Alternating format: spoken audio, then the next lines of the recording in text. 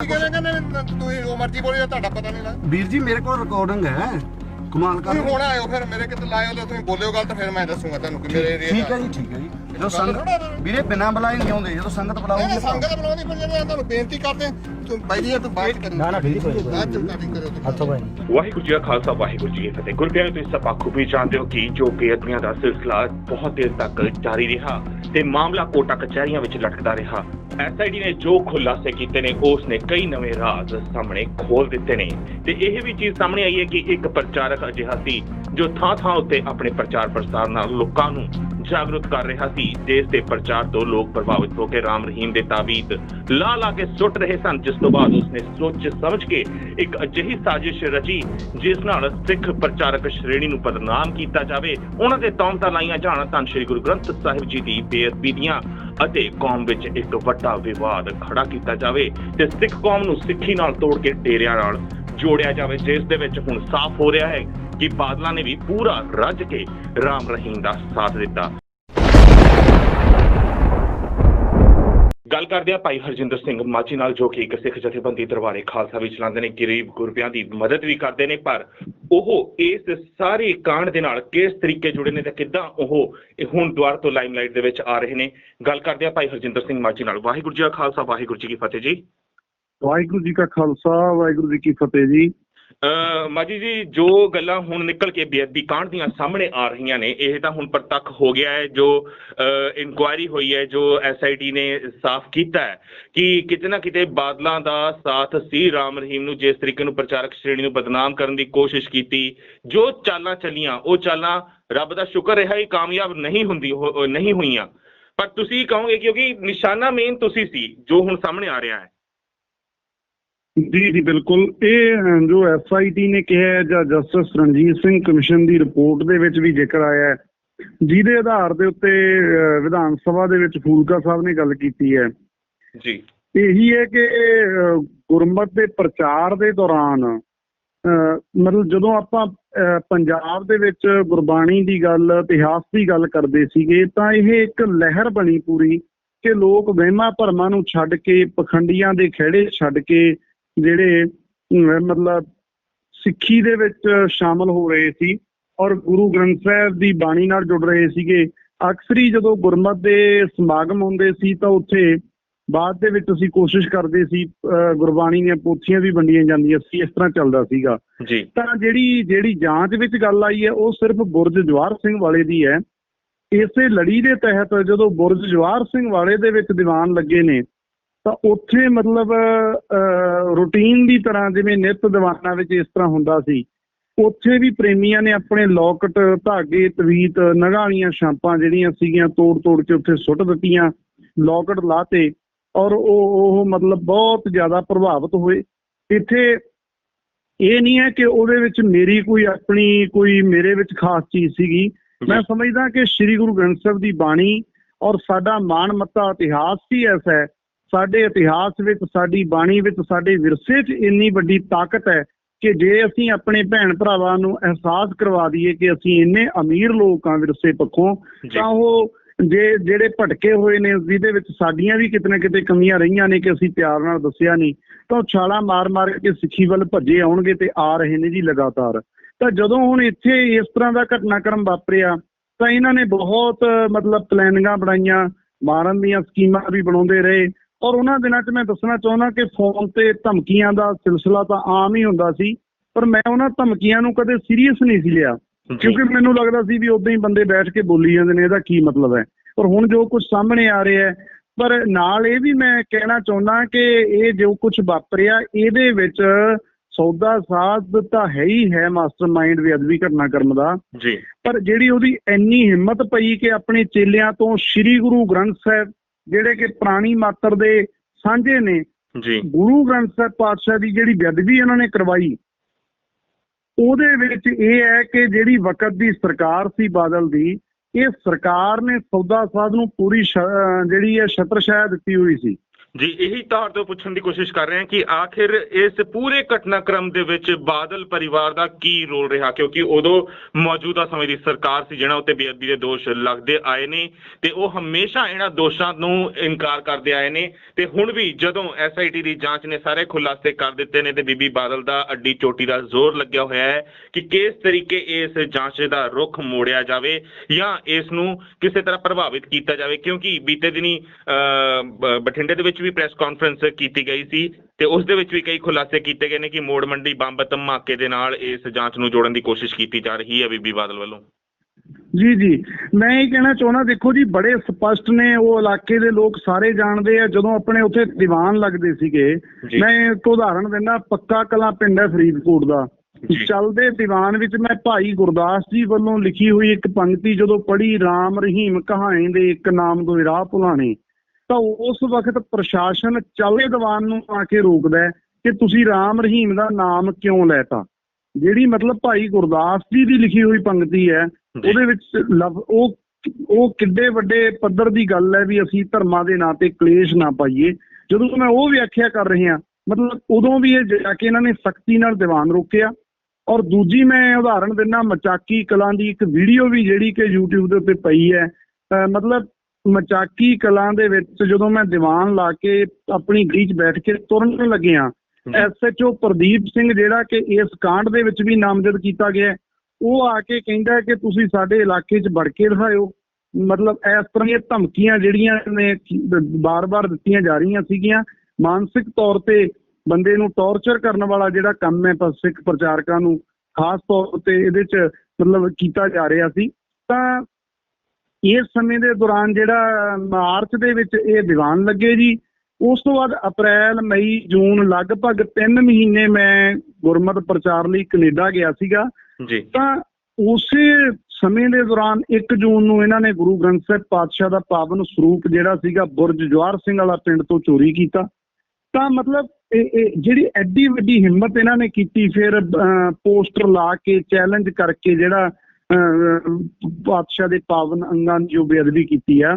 ਬਿਲਕੁਲ। ਔਰ ਤੁਸੀਂ ਦੇਖੋ ਬਾਦਲਕਿਆਂ ਦਾ ਹਾਲ ਵੇਖੋ, ਇੱਕ ਪਾਸੇ ਸਿੱਖ ਪ੍ਰਚਾਰਕਾਂ ਨੂੰ ਦਬਕੇ ਮਰਵਾ ਰਹੇ ਨੇ ਪੁਲਿਸ ਤੋਂ, ਔਰ ਦੂਜੇ ਪਾਸੇ ਜਿਹੜਾ ਸੌਦਾ ਸਾਧ ਦੇ ਦੀ ਫਿਲਮ ਜਿਹੜੀ ਹੈਗੀ ਆ, ਉਹਦੇ ਪੋਸਟਰਾਂ ਦੇ ਆਲੇ ਦੁਆਲੇ 2-2 ਗਨਮੈਨ ਖੜਾਉਂਦੇ ਨੇ, 2-2 ਪੁਲਿਸ ਵਾਲੇ ਪਹਿਰੇ ਤੇ ਖੜਾਉਂਦੇ ਨੇ ਕਿ ਇਹਨਾਂ ਦਾ ਪੋਸਟਰ ਨਾ ਕੁੱਟਾ ਜੇ। ਸ਼੍ਰੀ ਗੁਰੂ ਗ੍ਰੰਥ ਸਾਹਿਬ ਦੇ ਅੰਕ ਖਿੱਲਰਦੇ ਨੇ, ਪਰ ਸੌਦਾ ਸਾਧ ਦਾ ਇੱਕ ਵੀ ਪੋਸਟਰ ਨਹੀਂ ਪਾੜਨ ਦਿੱਤਾ ਜਾਂਦਾ, ਮਤਲਬ ਕੋਈ ਪਾੜ ਨਾ ਜਾਵੇ, ਉਹਦੀ ਇੰਨੀ ਜ਼ਿਆਦਾ ਕਰਦੇ ਨੇ। ਬਿਲਕੁਲ ਮਾਜੀ ਜੀ, ਹੱਦ ਤਾਂ ਉਦੋਂ ਹੋ ਜਾਂਦੀ ਹੈ ਨਾ ਜਦੋਂ ਬੇਅਦਬੀਆਂ ਦੇ ਰੋਸ਼ ਵਿੱਚ ਸਿੱਖ ਸੰਗਤ ਪ੍ਰੋਟੈਸਟ ਕਰ ਰਹੀ ਹੋਵੇ ਤੇ ਉਹਨਾਂ ਉੱਤੇ ਬੇਮਤਲਬ ਗੋਲੀਆਂ ਦੀ ਬਛਾਰ ਕਰ ਦਿੱਤੀ ਜਾਵੇ। ਬਿਲਕੁਲ ਜੀ, 2 ਨੌਜਵਾਨ ਸ਼ਹੀਦ ਕਰਤੇ, ਕਿੰਨੇ ਉੱਥੇ ਫੱਟੜ ਕਰਤੇ। ਕੋਟਕਪੂਰੇ ਦੇ ਚੌਂਕ ਨੂੰ ਜਲਿਆਂਵਾਲਾ ਬਾਗ ਬਣਾ ਕੇ ਉੱਥੇ ਦਾ ਬਾਦਲ ਮਤਲਬ ਜਰਨਲ ਡਾਇਰ ਬਣਿਆ। ਤਾਂ ਇਹਦੇ ਨਾਲ ਮੈਂ ਹੋਰ ਵੱਡੀ ਗੱਲ ਇਹ ਕਹਿਣੀ ਚਾਹੁੰਦਾ, ਪਹਿਲਾਂ ਤਾਂ ਇਹਨਾਂ ਨੇ ਮਰਵਾਉਣ ਦਾ ਯਤਨ ਕੀਤਾ ਜੀ, ਤੇ ਫਿਰ ਇਹਨਾਂ ਨੇ ਕਿਰਦਾਰ ਕੁਸ਼ੀ ਕਰਨ ਦੀ ਯਤਨ ਕੀਤਾ ਵੀ ਜਿਹੜਾ ਇਹ ਬੇਅਦਬੀ ਦਾ ਮਸਲਾ ਹੈ ਇਹ ਸਿੱਖ ਪ੍ਰਚਾਰਕਾਂ ਦੇ ਸਿਰ ਮੜ ਦਿਓ। ਮੈਂ ਤਾਂ ਧੰਨਵਾਦ ਕਰਦਾ ਫੂਲਕਾ ਸਾਹਿਬ ਦਾ ਇਸ ਗੱਲੋਂ ਕਿ ਜਦੋਂ ਉਹਨਾਂ ਨੂੰ ਪਤਾ ਲੱਗਿਆ ਕਿ ਇਸ ਤਰ੍ਹਾਂ ਮਤਲਬ ਕੀਤਾ ਜਾ ਰਿਹਾ ਕਿ 5 ਗਰਾਈ ਦੇ 2 ਨੌਜਵਾਨ ਵੀਰਾਂ ਨੂੰ ਚੁੱਕ ਕੇ ਉਹਨਾਂ ਦੇ ਉੱਤੇ ਤਸ਼ੱਦਦ ਢਾਇਆ ਗਿਆ ਕਿ ਇਹ ਮੰਨੋ ਬੇਅਦਬੀ ਅਸੀਂ ਕੀਤੀ ਹੈ, ਸਿੱਖ ਪ੍ਰਚਾਰਕਾਂ ਦੇ ਕਹਿਣ ਤੇ ਕੀਤੀ ਹੈ। ਤਾਂ ਮਤਲਬ ਉਹ ਤੁਰੰਤ ਉੱਥੇ ਪਹੁੰਚੇ। 23 ਅਕਤੂਬਰ ਨੂੰ ਉਹਨਾਂ ਨੇ ਪਹੁੰਚ ਕੇ ਸ਼ਾਮ ਨੂੰ 7 ਵਜੇ ਜੱਜ ਤੋਂ ਆਰਡਰ ਕਰਵਾਏ ਤੇ ਰਾਤ ਨੂੰ 11 ਵਜੇ ਜਿਹੜਾ ਸੀਗਾ ਉਹਨਾਂ ਨੌਜਵਾਨਾਂ ਦੇ ਪਿਤਾ ਨੇ ਉਹਨਾਂ ਨਾਲ ਮੁਲਾਕਾਤ ਕਰਕੇ ਉਹਨਾਂ ਨੂੰ ਦੱਸਿਆ, ਹੌਸਲਾ ਦਿੱਤਾ। ਤੁਸੀਂ ਮਤਲਬ ਮਹਿਸੂਸ ਕਰ ਸਕਦੇ ਹੋ ਭਾਈ ਸਾਹਿਬ ਕਿ ਜੇ ਇਹ ਗੱਲ ਸਾਬਤ ਹੋ ਜਾਂਦੀ, ਮੰਨ ਲਓ ਉਹ ਜਿਵੇਂ ਉਹ ਤਸ਼ੱਦਦ ਕਹਿਰ ਢਾ ਰਹੇ ਸੀਗੇ, ਤਾਂ ਮਤਲਬ ਕਿੱਡਾ ਵੱਡਾ ਧੱਬਾ ਸਾਡੀ ਸਿੱਖ ਕੌਮ ਤੇ ਲੱਗ ਜਾਣਾ ਸੀ ਕਿ ਆਪਣੇ ਨੌਜਵਾਨ ਟੁੱਟ ਜਾਂਦੇ ਇਹਨਾਂ ਦੀ ਤਸ਼ੱਦਦ ਦੇ ਸਾਹਮਣੇ ਤੇ ਉਹ ਇਲਜ਼ਾਮ ਕਬੂਲ ਕਰ ਲੈਂਦੇ ਕਿ ਅਸੀਂ ਭਾਈ ਹਰਜਿੰਦਰ ਸਿੰਘ ਮਾਝੀ ਜਾਂ ਪੰਥਪ੍ਰੀਤ ਜਾਂ ਭਾਈ ਰਣਜੀਤ ਸਿੰਘ ਢੱਡਰੀਆਂ ਵਾਲਿਆਂ ਦੇ ਕਹਿਣ ਦੇ ਉੱਤੇ ਇਹ ਸਭ ਕੰਮ ਕੀਤੇ ਨੇ। ਤਾਂ ਕੌਮ ਦੇ ਉੱਤੇ ਪ੍ਰਚਾਰਕ ਸ਼੍ਰੇਣੀ ਉੱਤੇ ਇੱਕ ਇੰਨਾ ਵੱਡਾ ਸਵਾਲੀਆ ਨਿਸ਼ਾਨ, ਇੱਕ ਅਜਿਹਾ ਧੱਬਾ ਲੱਗਣਾ ਸੀ ਜਿਸ ਨੂੰ ਅਸੀਂ ਚਾਹ ਕੇ ਵੀ ਕਦੀ ਨਹੀਂ ਧੋ ਸਕਦੇ ਸੀ। ਔਰ ਜਿਹੜੀ ਇਹਦੇ ਨਾਲ ਸੁਖਵੀਰ ਦੀ ਜਿਹੜੀ ਮਨਸਾ ਸੀਗੀ ਉਹ ਵੀ ਪੂਰੀ ਹੋਣੀ ਸੀ ਨਾਲ, ਕਿਉਂਕਿ ਉਹ ਇਹ ਚਾਹੁੰਦਾ ਹੈ, ਉਹਨੂੰ ਸੌਦਾ ਸਾਧ ਇਸ ਕਰਕੇ ਚੰਗਾ ਲੱਗਦਾ ਹੈ, ਉਹ ਚਾਹੁੰਦਾ ਵੀ ਜਦੋਂ ਕੋਈ ਐਸਾ ਸਾਧ ਹੋਵੇ ਲੋਕ ਜਿਹਦੀਆਂ ਮਤਲਬ ਐ ਕਹਿ ਲਓ ਵੀ ਭੇਡਾਂ ਬਣੇ ਹੋਣ ਤੇ ਮੈਂ ਉਸ ਸਾਧ ਨੂੰ ਖੁਸ਼ ਰੱਖਾਂ ਤੇ ਸੌਖਿਆ ਮੈਂ ਵੋਟਾਂ ਪਵਾ ਲਾਂ, ਚਾਹੇ ਉਸ ਸਾਧ ਨੂੰ ਵਡਿਆਉਣਾ ਪਵੇ ਚਾਹੇ ਡਰਾਉਣਾ ਪਵੇ। ਮੈਂ ਇਹ ਵੀ ਦੱਸਣਾ ਚਾਹੁੰਦਾ ਕਿ 2007 ਦੇ ਮਈ ਦੇ ਵਿੱਚ ਜਦੋਂ ਸਲਾਵਤਪੁਰੇ ਦੇ ਵਿੱਚ ਸਵਾਂਗ ਰਚਿਆ ਇਸ ਸੌਦਾ ਸਾਧ ਨੇ ਜੀ, ਤੁਸੀਂ ਵੇਖੋ ਕਿ ਉਦੋਂ 295 ਇਹਦਾ ਪਰਚਾ ਕੀਤਾ ਗਿਆ ਸੌਦਾ ਸਾਧ ਤੇ ਜੀ, ਧਾਰਾਵਾਂ ਲਵਾਈਆਂ ਗਈਆਂ ਜੀ। ਪਰ ਮਤਲਬ ਜਦੋਂ ਫਰਵਰੀ 2012 ਦੀ ਇਲੈਕਸ਼ਨ ਆਉਂਦੀ ਹੈ ਵਿਧਾਨ ਸਭਾ ਦੀ ਤਾਂ ਉਹੀ ਪੁਲਿਸ ਮਤਲਬ ਕੈਂਸਲੇਸ਼ਨ ਰਿਪੋਰਟ ਹੈ ਜਿਹੜੀ ਉਹ ਪੇਸ਼ ਕਰਦੀ ਹੈ। ਆਖਰ ਜਦੋਂ ਚਲਾਨ ਹੀ ਪੇਸ਼ ਨਹੀਂ ਕੀਤਾ ਇਹਨਾਂ ਨੇ ਤਾਂ 4 ਜੁਲਾਈ 2014 ਦੇ ਵਿੱਚ 2014 ਦੇ ਵਿੱਚ ਸੌਦਾ ਸਾਧ ਨੇ ਬਠਿੰਡੇ ਦੀ ਸੈਸ਼ਨ ਅਦਾਲਤ ਦੇ ਵਿੱਚ ਇੱਕ ਮਤਲਬ ਪੱਤਰ ਪਾਇਆ। ਉਹਨੇ ਇਹ ਪੱਖ ਰੱਖਿਆ ਆਪਣਾ ਕਿ ਮੇਰਾ ਤਾਂ ਜੀ ਅਜੇ ਤੱਕ ਚਲਾਨ ਹੀ ਨਹੀਂ ਪੇਸ਼ ਕੀਤਾ।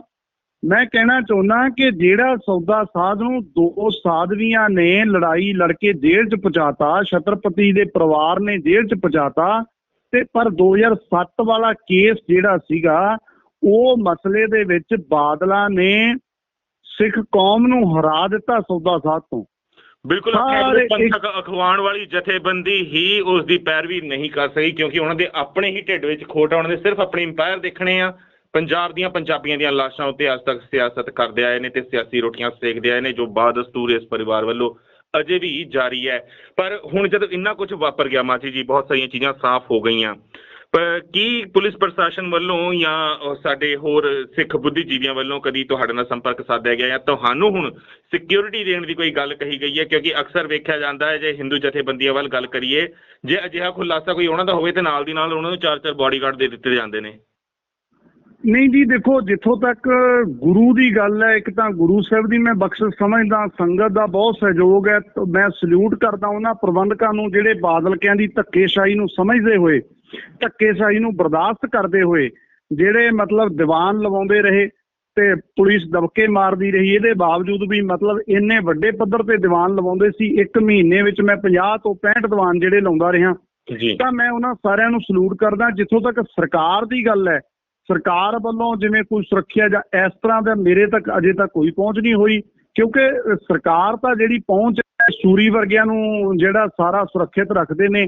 ਤੁਸੀਂ ਆਪ ਪ੍ਰੀਤ ਜੀ ਦੇਖੋ, ਤੁਹਾਡੇ ਉੱਤੇ ਜਿਹੜਾ ਹਮਲਾ ਹੋਇਆ ਮੈਨੂੰ ਪਤਾ ਬਹੁਤ ਲੇਟ ਲੱਗਿਆ, ਮੈਂ ਮਾਫੀ ਵੀ ਚਾਹੁੰਦਾ ਇਸ ਗੱਲ ਦੀ। ਮੈਂ ਇਸ ਸਾਰੇ ਘਟਨਾਕ੍ਰਮ 'ਚ ਵੇਖ ਰਿਹਾ ਸੀ, ਸਟੱਡੀ ਕਰ ਰਿਹਾ ਸੀ ਬੇਅਦਬੀ ਵਾਲਾ ਜੀ। ਤਾਂ ਤੁਹਾਡੇ ਉੱਤੇ ਵੇਖੋ ਫਰਵਰੀ ਦੇ ਵਿੱਚ ਜਿਸ ਤਰੀਕੇ ਨਾਲ ਮਤਲਬ ਹਮਲਾ ਹੋਇਆ, ਰੋਟੀ ਤੁਸੀਂ ਖਵਾਉਣ ਜਾ ਰਹੇ ਹੋ, ਧਰਮ ਦਾ ਕੰਮ ਕਰਨ ਜਾ ਰਹੇ ਹੋ ਲੋੜਵੰਦ ਨੂੰ, ਤੇ ਇਹਨਾਂ ਨੇ ਬਹਾਨਾ ਬਣਾ ਕੇ ਤਰੀਕੇ ਨਾਲ ਤੁਹਾਡੇ ਤੇ ਹਮਲਾ ਕਰਤਾ।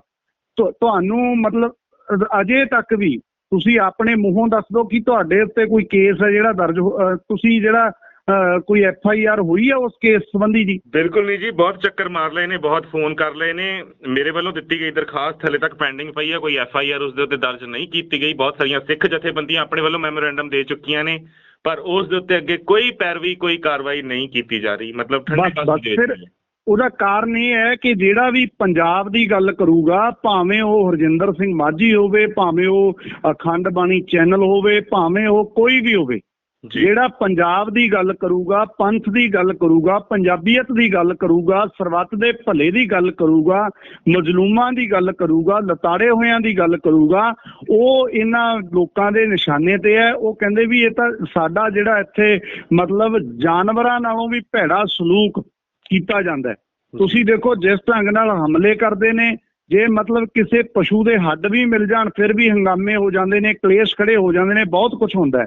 ਸੋ ਇਸ ਤਰ੍ਹਾਂ ਮੈਂ ਕਹਿਣਾ ਚਾਹੁੰਦਾ ਕਿ ਇਹਨਾਂ ਨੇ ਤਾਂ ਬਲਕਿ ਦੇਖੋ ਜਦੋਂ ਅਸੀਂ ਉੱਥੇ ਬੈਠੇ 2015 ਦੇ ਵਿੱਚ ਸ਼ਾਂਤਮਈ ਗੁਰਬਾਣੀ ਪੜ੍ਹਦੇ ਹਾਂ ਤੇ ਇਹਨਾਂ ਨੇ ਤਸ਼ੱਦਦ ਕਹਿਰ ਢਾਇਆ, ਸਾਡੇ ਨੌਜਵਾਨ ਸ਼ਹੀਦ ਕੀਤੇ, ਤਾਂ ਉੱਥੇ ਸਾਡੇ ਉੱਤੇ 307 ਦੇ ਪਰਚੇ ਵੀ ਪਾਏ ਸੁਖਬੀਰ ਨੇ ਜੀ। ਮਤਲਬ ਅਸੀਂ ਬਾਣੀ ਪੜ੍ਹ ਕੇ ਰੋਸ ਜਤਾ ਰਹੇ ਹਾਂ ਤੇ ਇਹ ਕਹਿੰਦੇ ਇਰਾਦਾ ਕਤਲ ਦੇ ਪਰਚੇ ਜਿਹੜੇ ਨੇ 21-22 ਜਾਣਿਆਂ ਤੇ ਉਸ ਦਿਨ ਮੇਰਾ ਵੀ ਉਹਦੇ 'ਚ ਨਾਂ ਹੈ, ਹਰਜੀਤ ਸਿੰਘ ਢਪਾਲੀ ਹੈਗੇ ਨੇ, ਹੋਰ ਵੀ ਕਈ ਵੀਰਾਂ ਦੇ ਨਾਮ ਨੇ, ਭਾਈ ਰਣਜੀਤ ਸਿੰਘ ਢੱਡਰੀਆਂ ਵਾਲੇ ਨੇ, ਪੰਥਪ੍ਰੀਤ ਸਿੰਘ ਨੇ, ਜਾਂ ਹੋਰ ਬੰਦੇ ਬਹੁਤ ਸਾਰਿਆਂ ਦੇ ਨਾਮ ਇੱਥੇ ਹੈਗੇ ਨੇ ਉਹ 'ਚ। ਤਾਂ ਮਤਲਬ ਮੈਂ ਇਹ ਕਹਿਣਾ ਚਾਹੁੰਦਾ ਸੀਗਾ, ਅਜਨਾਲਾ ਜੀ ਦਾ ਨਾਮ ਵੀ ਉਹਦੇ 'ਚ ਹੈਗਾ ਜਿਸ ਵਕਤ ਮੈਨੂੰ ਯਾਦ ਹੈ, ਦਾਦੂਵਾਲ ਦਾ ਨਾਮ ਵੀ ਉਹਦੇ ਵਿੱਚ ਹੈਗਾ। ਤਾਂ ਮੈਂ ਇਹ ਕਹਿਣਾ ਚਾਹੁੰਦਾ ਸੀ ਵੀ ਇਹ ਬੰਦੇ ਜਿਹੜੇ ਨੇ ਮਤਲਬ ਸ਼ਰੇਆਮ ਹੈ ਸੌਦਾ ਸਾਧ ਦੀ ਜਿਹੜੀ ਹੈ ਉਹ ਕਹਿ ਲਓ ਵੀ ਉਹਨਾਂ ਦੀ ਰਖੇਲ ਬਣ ਕੇ ਬਾਦਲ ਸਰਕਾਰ ਉਸ ਟਾਈਮ ਵਿਚਰੀ। ਔਰ ਜਿਹੜਾ 2007 ਦਾ ਕੇਸ ਸੀ ਉਹ ਇਹਨਾਂ ਨੇ ਉਹਦੇ ਵਿੱਚੋਂ ਸੌਦੇ ਸਾਧ ਨੂੰ ਕਢਵਾਇਆ, ਇਸ ਕਰਕੇ ਉਹਨੇ ਹਿੰਮਤ ਕੀਤੀ ਬੇਅਦਬੀ ਕਰਵਾਉਣ ਦੀ। ਔਰ ਹੁਣ ਜਿਹੜੀ ਕਾਰਵਾਈ ਹੈ ਜੋ ਸਿੱਟ ਨੇ ਨਾਮਜ਼ਦ ਕੀਤਾ ਨਾਮ, ਅਜੇ ਸਿਰਫ ਨਾਂ ਨਾਮਜ਼ਦ ਕੀਤਾ। ਮੈਂ ਸਿੱਖ ਸੰਗਤ ਨੂੰ ਆਪ ਜੀ ਦੇ ਚੈਨਲ ਰਾਹੀਂ, ਕਿਉਂਕਿ ਪੂਰੇ ਵਰਲਡ ਦੇ ਵਿੱਚ ਤੁਹਾਡਾ ਚੈਨਲ ਵੇਖਿਆ ਜਾਂਦਾ ਹੈ, ਇਹ ਬੇਨਤੀ ਕਰਨੀ ਚਾਹੁੰਦਾ ਕਿ ਇਸ ਨਾਮਜ਼ਦ ਹੋਏ ਨਾਮ ਨੂੰ ਕੋਈ ਬਹੁਤ ਵੱਡੀ ਜਿੱਤ ਨਾ ਸਮਝਿਆ ਜਾਵੇ, ਕਿਉਂਕਿ ਨਾਂ ਨਾਮਜ਼ਦ ਹੋਇਆ ਇਹਨਾਂ ਦੀ ਚੰਗੀ ਤਰ੍ਹਾਂ, ਮੈਂ ਕਹਿੰਦਾ ਸਿੱਟਰ ਨੂੰ ਚਾਹੀਦਾ ਉਹਨੂੰ ਬੁਲਾ ਕੇ ਆਪਣੇ ਇਹਨੂੰ ਗੁਰਮੀਤ ਰਾਮ ਰਹੀਮ ਨੂੰ ਸੱਦ ਕੇ ਤਫਤੀਸ਼ ਕਰੋ ਚੰਗੀ ਤਰ੍ਹਾਂ। ਹਰਸਿਮਰਤ ਨੇ, ਸੁਖਵੀਰ ਨੇ ਬਹੁਤ ਹੱਥ ਪੈਰ ਮਾਰਨੇ ਨੇ, ਕੇਂਦਰ ਦਾ ਪ੍ਰਭਾਵ ਵਰਤ ਕੇ CBI ਨੇ ਵਿੱਚ ਅੜਿੱਕੇ ਜਿਹੜੇ CBI ਤੋਂ ਪਵਾਉਣ ਦਾ ਯਤਨ ਤੋਰਨੀਆਂ ਆਲਰੇਡੀ ਸ਼ੁਰੂ ਕਰ ਦਿੱਤੀਆਂ ਗਈਆਂ ਨੇ। ਹਾਂਜੀ, ਕਿਉਂਕਿ ਅਸਲ 'ਚ ਸੁਖਵੀਰ ਨੂੰ ਇਹ ਵੀ ਲੱਗ ਰਿਹਾ ਵੀ ਜੇ ਸੌਦਾ ਸਾਧ ਦੇ ਚੰਗੀ ਤਰ੍ਹਾਂ ਤਫਤੀਸ਼ ਹੋ ਗਈ ਤਾਂ ਮੈਂ ਦਾਅਵੇ ਨਾਲ ਕਹਿਣਾ ਸੌਦਾ ਸਾਧ ਨੇ ਜਿਹੜਾ ਨਾਮ ਲੈਣਾ ਨਾ ਅਗਲਾ, ਉਹ ਸੁਖਵੀਰ ਦਾ ਲੈਣਾ ਕਿ ਜੀ ਛਤਰਛਾਇਆ ਤਾਂ ਸਾਰੀ ਇਹਨਾਂ ਦੀ ਸੀ, ਇਹਨਾਂ ਨੂੰ ਤਾਂ ਪਤਾ ਸੀਗਾ। ਇਹ ਮੈਂ ਨਹੀਂ ਕਹਿੰਦਾ, ਇਹ ਤਾਂ ਸਾਬਕਾ DGP ਸ਼ਸ਼ੀ ਕਾਂਤ ਨੇ ਬਿਆਨ ਦਿੱਤਾ ਸੀ ਕਿ ਜਿਹੜੀ 2007 ਦੇ ਵਿੱਚ ਜਿਹੜੀ ਇਹਨੇ ਪੁਸ਼ਾਕ ਪਾਈ ਸੀ ਜਦੋਂ ਸਵਾਂਗ ਰਚਿਆ ਗੁਰੂ ਗੋਬਿੰਦ ਸਿੰਘ ਦਾ, ਇਹ ਪੁਸ਼ਾਕ ਤਿਆਰ ਸੁਖਵੀਰ ਬਾਦਲ ਨੇ ਕਰਵਾ ਕੇ ਦਿੱਤੀ ਸੀਗੀ। ਤਾਂ ਇਸ ਕਰਕੇ ਇਹ ਸਾਰਾ ਇਹਨਾਂ ਨੂੰ ਡਰ ਲੱਗ ਰਿਹਾ ਹੈ, ਪਰ ਲੋਕਾਂ ਦੀ ਕਚਹਿਰੀ 'ਚ ਤਾਂ ਨੰਗੇ ਹੋ ਗਏ ਨੇ। ਕਾਨੂੰਨੀ ਤੌਰ ਤੇ ਬਚਣ ਦੇ ਲਈ ਜਿਹੜੀ ਚਾਰਾਜੋਈ ਹੈ ਉਹ ਇਹਨਾਂ ਨੇ ਸ਼ੁਰੂ ਕਰਤੀ। ਮੈਂ ਕੈਪਟਨ ਅਮਰਿੰਦਰ ਸਿੰਘ ਨੂੰ ਕਹਿਣਾ ਚਾਹੁੰਦਾ ਕਿ ਇਹ ਨਹੀਂ ਹੋਣਾ ਵੀ ਤੁਸੀਂ ਸੋਚੋ ਚਲੋ ਬੇਅਦਬੀ ਯਾਦ ਕਰਵਾ ਕੇ ਅਸੀਂ 2022 'ਚ ਦੁਬਾਰਾ ਫਿਰ ਵੋਟਾਂ ਲੈ ਲਾਂਗੇ। ਮਤਲਬ ਜਿਵੇਂ ਬਾਦਲਾਂ ਨੇ ਕੀਤਾ ਨਾ ਜੀ, 1984 ਦਾ ਮਸਲਾ ਯਾਦ ਕਰਵਾਉਂਦੇ ਰਹੇ, ਪਰ ਉਹਨਾਂ ਤੇ ਪ੍ਰੈਕਟੀਕਲੀ ਉਸ ਮਸਲੇ ਤੇ ਕੰਮ ਕੋਈ ਨਹੀਂ ਕੀਤਾ। 84 ਯਾਦ ਕਰਵਾ ਕੇ ਵੋਟਾਂ ਵਟੋਰਦੇ ਰਹੇ। ਬਿਲਕੁਲ ਉਸੇ ਨਕਸ਼ੇ ਕਦਮਾਂ ਤੇ ਜੇ ਕੈਪਟਨ ਅਮਰਿੰਦਰ ਸਿੰਘ ਸੋਚਦੇ ਹੋਣ ਕਿ ਇਦਾਂ ਅਸੀਂ ਯਾਦ ਕਰਵਾ ਕੇ ਬੇਅਦਬੀ ਮਤਲਬ ਮਸਲੇ ਨੂੰ ਹੱਲ ਕਰਨ ਦੀ ਥਾਂ ਤੇ ਸਿਰਫ ਵੋਟਾਂ ਵਟੋਰਨ ਲਈ ਇਹ ਮਸਲਾ ਰੱਖਣਾ ਹੈ। ਹੁਣ ਜਿਹੜੇ ਪੰਜਾਬ ਦੇ ਅਣਖੀ ਲੋਕ ਨੇ, ਸਿਆਣੇ ਹੋ ਗਏ, ਇਹਨਾਂ ਨੇ ਕੈਪਟਨ ਦਾ ਜਿਹੜਾ ਹਸ਼ਰ ਹੈ ਉਹ ਵੀ ਬਾਦਲਾਂ ਵਾਲਾ ਕਰ ਦੇਣਾ। ਮੈਂ ਇਹੀ ਕਹਿਣਾ ਚਾਹੁੰਦਾ ਕਿ ਬਣਦੀ ਕਾਰਵਾਈ ਹੋਵੇ ਔਰ ਗੁਰਮੀਤ ਰਾਮ ਰਹੀਮ ਜਿਹੜਾ ਉਹਦੇ ਉੱਤੇ 2007 ਵਾਲਾ ਵੀ ਕੇਸ ਖਿਲਾਓ ਦੁਬਾਰਾ, ਤੇ ਨਾਲ ਉਹ ਮਾਸਟਰ ਮਾਈਂਡ ਹੈਗਾ, ਤੇ ਜਿਹੜਾ ਬਹਿਬਲ ਕਲਾਂ ਤੇ ਕੋਟਕਪੂਰਾ ਗੋਲੀ ਕਾਂਡ ਹੈ ਉਹਦੇ ਵਿੱਚ ਜਿਹੜੇ ਮਾਸਟਰ ਮਾਈਂਡ ਨੇ ਸੁਮੇਧ ਸੈਣੀ ਤੇ ਸੁਖਵੀਰ ਬਾਦਲ, ਉਹਨਾਂ ਦੇ ਉੱਤੇ ਬਣਦੀ ਕਾਰਵਾਈ ਹੋਵੇ। ਕਿਉਂਕਿ ਜੇ ਬਣਦੀ ਕਾਰਵਾਈ ਹੋ ਜਾਂਦੀ ਹੈ ਤਾਂ ਜਿਹੜਾ ਇੱਕ ਦੌਰ ਚੱਲ ਰਿਹਾ ਬੇਅਦਬੀਆਂ ਦਾ ਲਗਾਤਾਰ, ਕਦੇ ਇੱਥੇ ਬੇਅਦਬੀ ਕਦੇ ਉੱਥੇ ਬੇਅਦਬੀ, ਉਹ ਬੰਦ ਹੋ ਸਕਦਾ ਹੈ। ਜੇ 1986 ਵਿੱਚ ਜਿਹੜਾ ਨਕੋਦਰ ਕਾਂਡ ਵਾਪਰਿਆ ਬਰਨਾਲਾ ਸਰਕਾਰ ਦੇ ਵਕਤ, ਜੇ ਉਹਨਾਂ ਦੋਸ਼ੀਆਂ ਤੇ ਕਾਰਵਾਈ ਹੋ ਜਾਂਦੀ ਤਾਂ ਮਤਲਬ ਮੁੜ ਕੇ ਹਿੰਮਤ ਨਹੀਂ ਪੈਂਦੀ ਹੁੰਦੀ। ਜਦੋਂ ਗੁੰਡਾ ਅਨਸਰਾਂ ਨੂੰ ਸਰਕਾਰਾਂ ਸਹਿ ਦਿੰਦੀਆਂ ਨੇ ਤਾਂ ਇਹਦੇ ਨਾਲ ਕੀ ਹੁੰਦਾ, ਉਹਨਾਂ ਦੇ ਹੌਸਲੇ ਬੁਲੰਦ ਹੁੰਦੇ ਨੇ। ਮੈਂ ਇਹ ਕਹਿਣਾ ਚਾਹੁੰਦਾ ਪ੍ਰੀਤੀ ਕਿ ਕੋਈ ਵੀ ਬੰਦਾ ਕਿਸੇ ਧਰਮ ਗ੍ਰੰਥ ਨੂੰ, ਦੁਨੀਆ ਦਾ ਕੋਈ ਵੀ ਧਰਮ ਗ੍ਰੰਥ ਹੈ ਭਾਵਾਂ, ਕਿਸੇ ਨੂੰ ਚੰਗਾ ਲੱਗਦਾ ਪੜ੍ਹੋ, ਨਹੀਂ ਚੰਗਾ ਲੱਗਦਾ ਨਾ ਪੜ੍ਹੋ, ਪਰ ਪੜ੍ਹਨ ਦਾ ਕੀ ਮਤਲਬ ਹੈ ਜੀ। ਬਿਲਕੁਲ, ਇਹ ਬੇਅਦਬੀਆਂ ਜੋ ਕੁਝ ਵੀ ਕੀਤੀਆਂ ਜਿੰਨੀਆਂ ਵੀ ਹੋਈਆਂ ਨੇ, ਇਹ ਸੋਚੀਆਂ ਸਮਝੀਆਂ ਸਾਜ਼ਿਸ਼ਾਂ ਦੇ ਅਧੀਨ ਹੋਈਆਂ ਨੇ। ਇਹ ਤਾਂ ਹੁਣ ਜੱਗ ਜ਼ਾਹਿਰ ਹੋ ਗਿਆ। ਅੰਤ ਦੇ ਵਿੱਚ ਇੱਕ ਸਵਾਲ ਤੁਹਾਡੇ ਤੋਂ ਜ਼ਰੂਰ ਪੁੱਛਣਾ ਚਾਹਾਂਗੇ। ਤੁਸੀਂ ਦਾਦੂਵਾਲ ਜੀ ਦਾ ਜ਼ਿਕਰ ਕੀਤਾ ਸੀ ਤੇ ਦਾਦੂਵਾਲ ਜੀ ਨੇ ਵੀ ਹੁਣ ਬੀਤੇ ਦਿਨੀ ਲਾਈਵ ਹੋ ਕੇ ਜੋ ਕੁਝ ਵੀ ਗੱਲਾਂ ਫੋਲਕਾ ਜੀ ਨੇ ਕਹੀਆਂ ਉਸ ਦਾ ਖੰਡਨ ਕੀਤਾ ਸੀ ਤੇ ਕਿਹਾ ਸੀ, ਇਹ ਤੰਜ ਕੱਸਿਆ ਸੀ ਕਿ ਸ਼ਾਇਦ ਸੁਪਨੇ 'ਚ ਆ ਕੇ ਰਾਮ ਰਹੀਮ ਇਹਨਾਂ ਨੂੰ ਸਭ ਕੁਝ ਦੱਸ ਕੇ ਗਿਆ ਹੈ। ਉਸ ਦੇ ਬਾਰੇ ਕੀ ਕਹੋਗੇ? ਚਲੋ ਜੀ, ਮੈਂ ਇਸ ਮਾਹੌਲ ਦੇ ਵਿੱਚ ਮਤਲਬ ਇਸ ਤਰ੍ਹਾਂ ਦੇ ਜਵਾਬ ਨਹੀਂ ਦੇਣਾ ਚਾਹੁੰਦਾ। ਬਾਕੀ ਦਾਦੂਵਾਲ ਸਾਹਿਬ ਬਹੁਤ ਵੱਡੇ ਬੰਦੇ ਨੇ ਤੇ ਵੱਡੇ ਬੰਦਿਆਂ ਨਾਲ ਉਹਨਾਂ ਦੀਆਂ ਸਾਂਝਾਂ ਨੇ। ਆਪਾਂ ਤਾਂ ਆਮ ਜਿਹੇ ਬੰਦੇ ਆ, ਛੋਟੇ, ਤੇ ਗੁਰੂ ਸਾਹਿਬ ਸਭ ਨੂੰ ਸਮਤ ਬਖਸ਼ੇ। ਤੇ ਨਾਲ ਮੈਂ ਦੁਨੀਆ ਵਿੱਚ ਵਸਦੇ ਹੋਏ ਸਿੱਖ ਭਾਈਚਾਰੇ ਨੂੰ ਇਹ ਬੇਨਤੀ ਕਰਨੀ ਚਾਹੁੰਦਾ ਕਿ ਆਪਾਂ ਇਕਮੁੱਠਤਾ ਦੇ ਨਾਲ, ਸਾਡਾ ਜਿਹੜਾ ਟਾਰਗੇਟ ਹੈ ਉਹ ਹੈਗਾ ਸੌਦਾ ਸਾਧ, ਜਿਹਨੇ ਸਾਡਾ ਸ੍ਰੀ ਗੁਰੂ ਗ੍ਰੰਥ ਸਾਹਿਬ ਜਿਹੜਾ ਸਾਡਾ ਰੱਬ ਹੈ, ਵਾਹ ਵਾਹ ਬਾਣੀ ਨਿਰੰਕਾਰ ਹੈ, ਜਿਸ ਜੀਵੜਾ ਵਰਨਾ ਕੋਈ, ਸਾਡਾ ਜਿਹੜਾ ਮਤਲਬ ਗੁਰੂ ਗ੍ਰੰਥ ਸਾਹਿਬ ਦੇ ਅੰਕ ਖਿਲਾਰੇ। ਔਰ ਇਹਦੇ ਨਾਲ ਜਿਹੜਾ ਮਤਲਬ ਸਾਡੇ ਜਿਹੜੇ ਨੌਜਵਾਨਾਂ ਨੂੰ, 2 ਨੌਜਵਾਨਾਂ ਨੂੰ ਸ਼ਹੀਦ ਕੀਤਾ, ਉਹ ਜਿਹੜੀ ਪੁਲਿਸ ਹੈ ਉਹਦੇ ਤੇ ਕਾਰਵਾਈ ਹੋਵੇ। ਜਿਹੜਾ ਉਸ ਵਕਤ ਦੀ ਸਰਕਾਰ ਹੈ ਜਿਨ੍ਹਾਂ ਦੇ ਆਰਡਰ ਤੇ ਹੋਇਆ, ਸੁਮੇਧ ਸੈਣੀ ਹੈ ਜਾਂ ਸੁਖਵੀਰ ਹੈ, ਇਹਨਾਂ ਤੇ ਕਾਰਵਾਈ ਹੋਵੇ। ਬਾਕੀ ਇਹਦੇ 'ਚ ਵੱਡੇ ਛੋਟੇ ਵਾਲੀ ਗੱਲ ਨਹੀਂ। ਔਰ ਮੈਂ ਸਾਫ਼ ਫੇਰ ਕਹਿਣਾ ਕਿ ਜਿਹੜੇ ਦੀਵਾਨ ਲੱਗੇ ਉਹਦੇ ਵਿੱਚ ਮੇਰੀ ਕੋਈ ਔਕਾਤ ਨਹੀਂ ਹੈ ਕਿ ਮੇਰੀ ਗੱਲ ਸੁਣ ਕੇ ਕਿਸੇ ਨੇ ਲੋਕਟ ਉਤਾਰਤੇ। ਮੈਂ ਕਹਿੰਦਾ ਸ੍ਰੀ ਗੁਰੂ ਗ੍ਰੰਥ ਸਾਹਿਬ ਦੀ ਬਾਣੀ ਦੇ ਸ਼ਬਦ ਉਹਨਾਂ ਦੇ ਕੰਨਾਂ ਵਿੱਚ ਗੂੰਜੇ। ਉਹਨਾਂ ਦੇ ਕੰਨਾਂ ਵਿੱਚ ਜਦੋਂ ਬਾਬਾ ਜੁਝਾਰ ਸਿੰਘ, ਬਾਬਾ ਅਜੀਤ ਸਿੰਘ ਦਾ ਨਾਮ ਗੂੰਜਿਆ, ਜਦੋਂ ਉਹਨਾਂ ਨੂੰ ਪਤਾ ਲੱਗਿਆ ਕਿ ਬਾਬਾ ਬੰਦਾ ਸਿੰਘ ਬਹਾਦਰ ਦੀ ਕੁਰਬਾਨੀ ਦਾ ਜਦੋਂ ਨਲੂਏ ਦੀ ਗੱਲ ਚੱਲੀ, ਤਾਂ ਮਤਲਬ ਸਾਡੇ ਤਾਂ ਮਹਾਨ ਉਹ ਨੇ ਜਿਨ੍ਹਾਂ ਨੇ ਇਤਿਹਾਸ ਬਣਾਇਆ। ਜਿਹੜੇ ਮੇਰੇ ਵਰਗਿਆਂ ਨੇ ਸੁਣਾਇਆ, ਇਹ ਤਾਂ ਮੈਂ ਉਹਦਾ ਸ਼ੁਕਰ ਕਰਦਾ ਕਿ ਮੇਰੇ ਵਰਗੇ ਤੁੱਛ ਬੰਦੇ ਨੂੰ ਇਹ ਸੇਵਾ ਬਖਸ਼ੀ ਹੈ। ਇਹ ਸਾਰਾ ਜਿਹੜਾ ਲੋਕਾਂ ਦੇ ਜੀਵਨ ਬਦਲਦੇ ਜਾਂਦੇ ਨੇ, ਉਹ ਕੋਈ ਦੇਹ ਨਹੀਂ ਬਦਲਦੀ, ਉਹ ਸ਼ਬਦ ਬਦਲਦਾ। ਬਿਲਕੁਲ। ਜੇ ਤੁਸੀਂ ਅੱਜ ਫਿਰ ਕੋਈ ਮੇਰਾ ਵੀਰ ਸੁਰਤ ਦੇ ਵਿੱਚ ਮੰਨ ਲਓ ਸੌਦਾ ਸਾਧ ਨੂੰ ਢਾਹ ਕੇ, ਮੰਨ ਲਓ ਮੈਂ ਆਪਣਾ ਨਾਂ ਹੀ ਲੈਣਾ, ਮਾਝੀ ਨੂੰ ਅੱਜ ਜੇ ਕੋਈ ਸੁਰਤ ਵਿੱਚ ਵਸਾ ਲਵੇ ਕਿ ਇਹ ਤਾਂ ਬਹੁਤ ਵੱਡਾ ਬੰਦਾ, ਇਹਦਾ ਬੜਾ ਚੰਗਾ ਕਰਦਾ ਹੈ, ਇਹ ਵੀ ਗਲਤ ਹੋਊਗਾ। ਸਾਡੇ ਲਈ ਅੰਤਮ ਸੱਚ ਸਿਰਫ ਤੇ ਸਿਰਫ ਸ੍ਰੀ ਗੁਰੂ ਗ੍ਰੰਥ ਸਾਹਿਬ ਦੀ ਬਾਣੀ ਹੈ। ਹਾਂ, ਜਿਹੜੇ ਸੇਵਾ ਕਰਦੇ ਨੇ ਉਹ ਸਾਰੇ ਸਤਿਕਾਰਯੋਗ ਨੇ ਜੀ। ਬਾਕੀ ਗੁਰੂ ਨੇ ਸਾਨੂੰ ਸਮਝਾਇਆ, ਹਮ ਨਹੀਂ ਚੰਗੇ ਬੁਰਾ ਨਹੀਂ ਕੋਈ। ਮੈਂ ਤਾਂ ਇਹੀ ਬੇਨਤੀ ਕਰਦਾ ਕਿ ਸਾਰੇ ਆਪਾਂ ਡਟ ਕੇ, ਗੁਰੂ ਦੀ ਗੱਲ ਹੈ ਜਿੱਥੇ, ਉੱਥੇ ਕੋਈ ਕ੍ਰੈਡਿਟ ਦਰਬਾਰ 'ਚ ਨਾ ਪਈਏ, ਕਿਸੇ ਮਸਲੇ ਉਲਝੀਏ ਨਾ, ਫੋਕਸ ਸਰਕਾਰ ਦੇ ਉੱਤੇ ਅਸੀਂ ਰੱਖੀਏ ਜੀ। ਬਹੁਤ ਬਹੁਤ ਧੰਨਵਾਦ ਮਾਜੀ ਸਾਹਿਬ, ਆਪਣਾ ਕੀਮਤੀ ਸਮਾਂ ਕੱਢਣ ਵਾਸਤੇ, ਸਾਡੇ ਨਾਲ ਗੱਲ ਕਰਨ ਵਾਸਤੇ। ਅੰਤ ਦੇ ਵਿੱਚ ਦੇਸ਼ ਵਿਦੇਸ਼ ਦੀਆਂ ਸੰਗਤਾਂ ਨੂੰ ਇੱਕੋ ਹੀ ਚੀਜ਼ ਕਹਿਣਾ ਚਾਹਾਂਗੇ ਕਿ ਬੇਅਦਬੀਆਂ ਦਾ ਸੱਚ ਹੁਣ ਪਰਤ ਦਰ ਪਰਤ ਸਾਹਮਣੇ ਆ ਰਿਹਾ ਹੈ ਤੇ ਸੱਚ ਦੁਨੀਆ ਨੂੰ ਜ਼ਾਹਿਰ ਹੋ ਰਿਹਾ ਹੈ। ਪਤਾ ਲੱਗ ਰਿਹਾ ਹੈ ਕਿ ਸੌਦਾ ਸਾਧ ਨੇ ਅਗਰ ਬੇਅਦਬੀਆਂ ਕਰਵਾਉਣ ਦੀ ਹਿੰਮਤ ਕੀਤੀ ਤਾਂ ਉਸ ਦੇ ਪਿੱਛੇ ਬਾਦਲਾਂ ਦਾ ਕਿੰਨਾ ਵੱਡਾ ਸ਼ਰਿਅੰਤਰ ਸੀ, ਕਿੱਦਾਂ ਉਹਨਾਂ ਨੇ ਸਾਥ ਦਿੱਤਾ ਤੇ ਕਿੱਦਾਂ ਜਦੋਂ ਸਵਾਂਗ ਰਚਿਆ ਸੀ ਸੌਦਾ ਸਾਧ ਨੇ ਤੇ ਉਦੋਂ ਕੀ ਕੁਝ ਬਾਦਲਾਂ ਨੇ ਕੀਤਾ। ਸਿਰਫ ਤੇ ਸਿਰਫ ਵੋਟਾਂ ਬਟੋਰਨ ਖਾਤਰ ਇਹ ਉਹ ਪਰਿਵਾਰ ਹੈ ਜੋ ਸਿੰਘਾਂ ਦੀਆਂ, ਸਿੱਖਾਂ ਦੀਆਂ ਲਾਸ਼ਾਂ ਉੱਤੇ ਵੀ ਸਿਆਸਤ ਕਰ ਸਕਦਾ ਹੈ, ਆਪਣੀਆਂ ਰੋਟੀਆਂ ਸੇਕ ਸਕਦਾ ਹੈ। ਤੇ ਜੇਕਰ ਅਜੇ ਵੀ ਪੰਜਾਬ ਦੀ ਆਵਾਮ ਇਹਨਾਂ ਰਵਾਇਤੀ ਪਾਰਟੀਆਂ, ਬੇਸ਼ੱਕ ਅਕਾਲੀ ਭਾਜਪਾ ਹੋਵੇ ਜਾਂ ਕਾਂਗਰਸ ਹੋਵੇ, ਇਹਨਾਂ ਉੱਤੇ ਭਰੋਸਾ ਕਰਕੇ ਚੱਲਦੀ ਹੈ, ਜਿਹੜਾ ਨੇ ਸਾਲ ਦਰ ਸਾਲ ਦਹਾਕੇ ਦੇ ਦਹਾਕੇ ਪੰਜਾਬ ਦੀ ਸੱਤਾ ਉੱਤੇ ਕਾਬਜ਼ ਹੋ ਕੇ ਸੱਤਾ ਦਾ ਸੁੱਖ ਭੋਗਿਆ, ਪਰ ਪੰਜਾਬ ਦੀ ਆਵਾਮ ਨੂੰ, ਪੰਜਾਬ ਦੀ ਨੌਜਵਾਨੀ ਨੂੰ, ਪੰਜਾਬ ਦੀ ਕਿਸਾਨੀ ਨੂੰ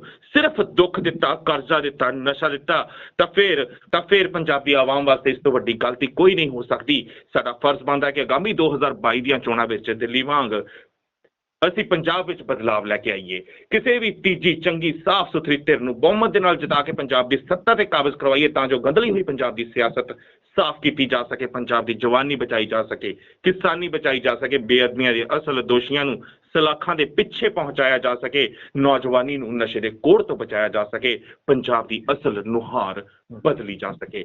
ਬਹੁਤ ਬਹੁਤ ਧੰਨਵਾਦ ਮਾਜੀ ਸਾਹਿਬ ਗੱਲ ਕਰਨ ਵਾਸਤੇ। ਧੰਨਵਾਦ ਜੀ, ਬਹੁਤ ਬਹੁਤ ਆਪ ਜੀ ਦਾ ਜੀ। ਵਾਹਿਗੁਰੂ ਜੀ ਕਾ ਖਾਲਸਾ, ਵਾਹਿਗੁਰੂ ਜੀ ਕੀ ਫਤਿਹ। ਸਿੱਖ ਧਰਮ ਦੀ ਹਰ ਗਤੀਵਿਧੀ ਅਤੇ ਗੁਰਬਾਣੀ ਵਾਸਤੇ ਹੁਣੇ ਸਬਸਕ੍ਰਾਈਬ ਕਰੋ ਗੁਰਬਾਣੀ ਅਖੰਡ ਬਾਣੀ ਅਤੇ ਨੋਟੀਫਿਕੇਸ਼ਨਸ ਵਾਸਤੇ ਬੈਲ ਨੂੰ ਰਿੰਗ ਕਰੋ।